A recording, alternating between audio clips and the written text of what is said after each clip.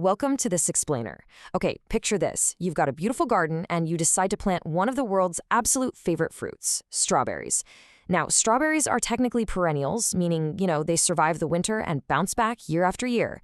But if you think a single patch is going to give you endless bowls of fresh, juicy fruit forever, well, you might actually be setting your garden up for a pretty big disappointment. Okay, let's dive right into this. Do strawberry beds just produce forever? I mean, it's incredibly tempting to plant a strawberry patch, watch it thrive that first summer, and just assume your work is completely done for the next decade. For a lot of beginners, it's a super common assumption that once those plants are established, they'll just keep pumping out beautiful red berries indefinitely. But sorry to be the bearer of bad news, this is where we have to shatter that myth. The whole plant once, harvest infinitely idea, it's completely false. The harsh reality of strawberry cultivation is that a productive bed actually has a definitive expiration date. They hit their peak outputs surprisingly fast, and honestly, they require complete replacement every 3 to 5 years if you want them to remain economically and practically viable. So here is the roadmap for our masterclass today. We're going to cover 1. The strawberry lifespan myth, 2. 3 main varieties, 3. Phases of plant growth, 4. Maximizing yield through maintenance, 5. Crop rotation and disease, and finally, 6. A summary with your final takeaways. All right, let's kick things off with Section 1, the strawberry lifespan myth, and why these perennials have an expiration date. So why do they decline? Well, it's basically a compounding biological snowball effect. Over time, as your plants reproduce, the root systems in your soil get unbelievably crowded. At the exact same time, all that great organic matter in your soil is breaking down, which leads to compaction. And let me tell you, strawberries absolutely hate compacted soil. Because of all this stress, your harvest yields are going to drastically shrink. You'll actually start to notice your berries becoming smaller, practically reverting back to their tiny wild genetic origins. Plus, as the older plants weaken and shrink, they can't shade out weeds anymore, so the weeds take over, stealing all the water. And most dangerously of all, invisible soil-borne pathogens and diseases start silently accumulating in the bed. Moving right along to Section 2, 3 main strawberry varieties and how to choose the exact right plant for your goals.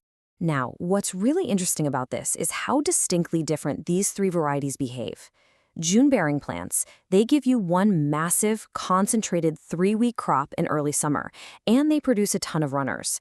That makes them perfect if you want a huge bulk harvest for making preserves or freezing. Contrast that with everbearing, which gives you 2 smaller, distinct crops, one in summer, one in fall. And then we have day-neutral varieties. These guys are the absolute marathon runners of the group. They produce fruit continuously all season long, well, unless it gets overwhelmingly hot. But because day neutrals work so incredibly hard, they literally exhaust themselves faster. They often need replacing even sooner, typically right by their 3rd year. And that brings us to a highly practical expert tip. If you plant June bearers, you actually need to pinch off their early flowers in year 1. I know, it sounds totally painful to destroy your very first blossoms. But redirecting the plant's energy away from fruiting and back down into root growth, that builds the massive vigor you're going to need for a huge harvest in year 2. Day neutrals, on the other hand, don't need this tough love. They can just be allowed to fruit immediately in their very first year. Okay, Section 3, phases of plant growth. Let's look at the timeline of a strawberry bed. Think of your strawberry patch as a dynamic, ever-changing environment. Year 1 is almost entirely about root establishment and vegetative growth. Years 2 and 3, that is your golden window. This is when fruit production is at its absolute peak, and your berries are going to be large and abundant. But by years 4 and 5, you enter that inevitable decline phase. Yields drop off, fruit size diminishes, and this is exactly when you need to be actively replacing the bed. So you might be wondering, how do I replace the bed without dropping a fortune on entirely new nursery stock every 3 years? Well, the secret lies in runners. Runners are basically genetic clones that extend out from the mother plant on these long stems. They stretch out over the soil and root themselves to form incredibly vigorous new daughter plants. By letting these runners root, maybe pinning them down into small pots, and then clipping them from the mother plant, you can generate totally free, perfectly healthy plants to start your next generation. That brings us to Section 4, maximizing yield through maintenance, and exactly how to rejuvenate your patch. So the crucial point here is that this renovation process is done immediately after your June-bearing harvest is complete. Step 1. Remove the weeds and use a rototiller or hoe to narrow your rows down to about 6 to 12 inches. Step 2, and this sounds crazy, but trust me, literally mow the leaves off the plants. Just be super careful to leave about 1 inch above the crown so you don't kill them.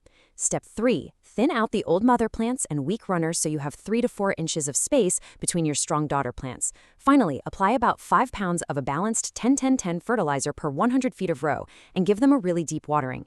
This intense summer haircut basically shocks the bed right back into vigorous new growth. But please pay close attention to this vital warning. Never, and I mean never, renovate your day-neutral or ever-bearing varieties using this mowing method. Because they produce fruit continuously or have that second fall harvest, mowing their leaves off in the middle of summer will completely destroy your upcoming crops. They desperately need that foliage to power their summer fruiting. All right, Section 5, Crop Rotation and Disease. Let's talk about protecting your soil. 300%. Just let that sink in for a second. That is a staggering number.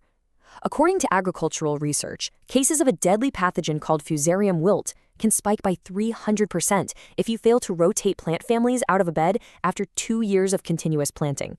The pathogens just multiply way too fast when their absolute favorite food source never moves.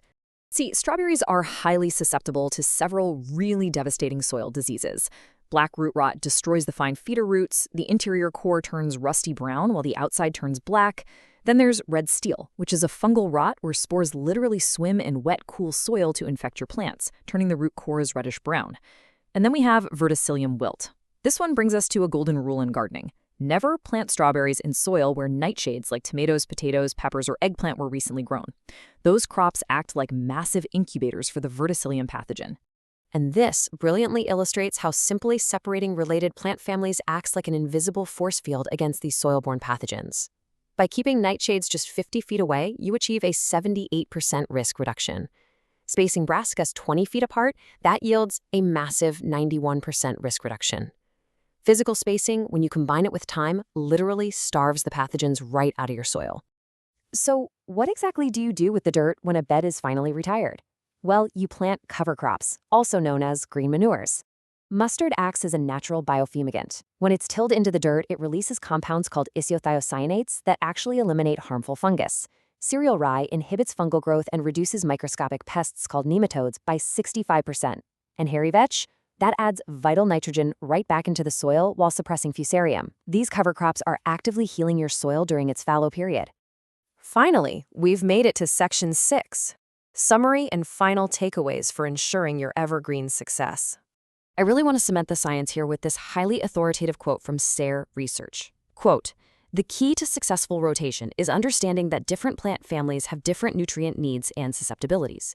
When we match these with appropriate cover crops, we can reduce disease pressure by up to 83% while building soil health." End quote. Resting your soil isn't just a good idea, it is a biological necessity. Let's move to and see how this builds a concrete strategy for your own garden. Here is your ultimate checklist. First, accept that beds just must be replaced every 3 to 5 years. Second, choose the exact variety that fits your personal harvest goals. Third, vigorously renovate your June bearers annually, but leave those everbearers entirely alone.